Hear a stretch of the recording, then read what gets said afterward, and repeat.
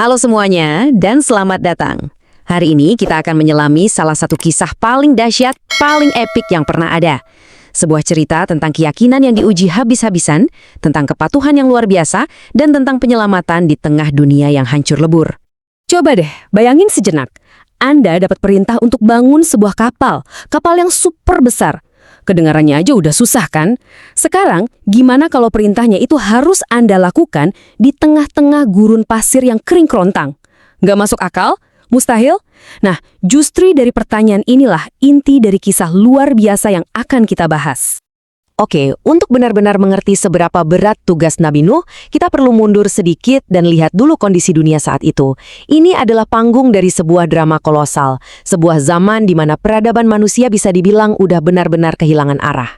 Dan di puncak kerusakan moral ini, ada seorang pemimpin bernama Raja Darmashil. Dia ini keturunan Kobil. Bukan cuma sekedar penguasa yang korup, dia ini semacam pionir dalam keburukan. Dialah orang pertama yang bikin dan minum arak, dan dari situlah pintu kebiasaan buruk lainnya kayak judi dan penyembahan berhala terbuka lebar-lebar. Jadi bukannya menyembah Tuhan yang Esa, masyarakat waktu itu malah menyembah 5 berhala utama ini. Yang paling ironis, patung-patung ini tuh awalnya dibuat cuma untuk menghormati orang-orang soleh yang sudah meninggal. Tapi, ya gitu, lama-kelamaan batas antara menghormati dan menyembah jadi kabur. Akhirnya, mereka malah menyembah patung-patung itu. Udah kebablasan. Nah, justru di titik terendah peradaban inilah, Tuhan mengutus seorang penyelamat. Seorang pria bernama Nuh. Bayangin, di usianya yang udah mencapai 480 tahun, dia didatangi oleh malaikat Jibril. Misinya, sebuah tugas yang kelihatannya hampir mustahil, membawa seluruh kaumnya kembali dari jurang kesesatan. Terus, gimana reaksi orang-orang terhadap ajakan Nabi Nuh? Apakah mereka langsung menyambutnya? Tentu saja tidak.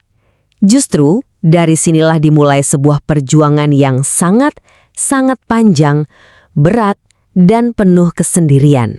Dan di sini kita lihat skala perjuangan yang luar biasa. Bukan cuma setahun atau 10 tahun, tapi 5 abad.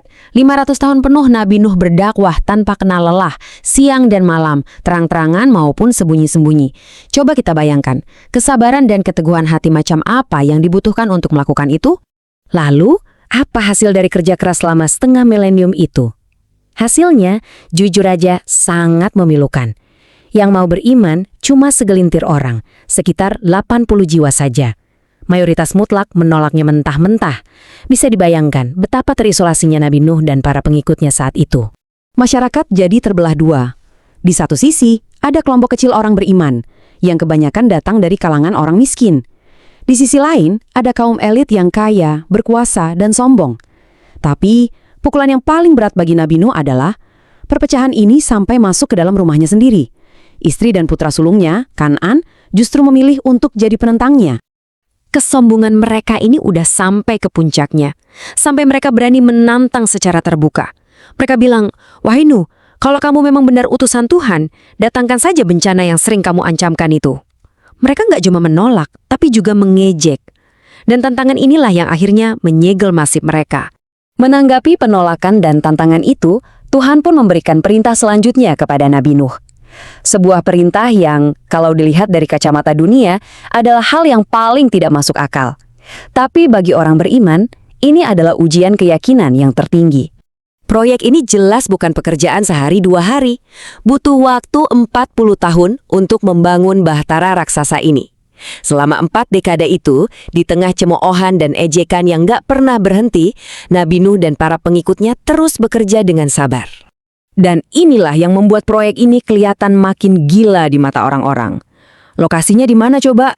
Bukan di tepi pantai, bukan di galangan kapal, tapi di atas sebuah bukit, di tengah-tengah gurun yang kering. Kebayangkan gimana mereka diejek? Hahaha, lihat si Nuh, sudah gila dia membangun kapal di daratan.